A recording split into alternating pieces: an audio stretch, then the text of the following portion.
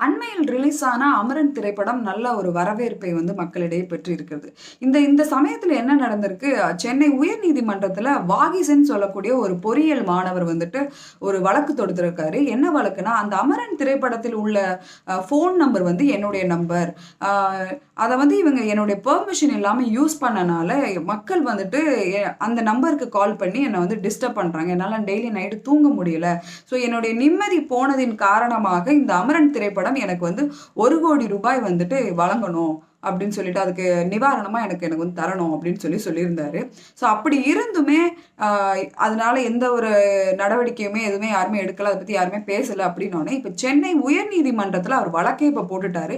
எனக்கு 1,10,00,000 இந்த அமரன் திரைப்படம் கண்டிப்பா தரணும். இந்த மாரி நான் பிரச்சனை இருக்குன்னு சொல்லியுமே, எனக்கு இன்னும் டெய்லி நைட்டு ஃபோன் வந்துகிட்டே இருக்கு. எனக்கு மன உளைச்சலாகி என்னுடைய ச ஒரு ஒரு சராசரி வாழ்க்கையே வந்து எனக்கு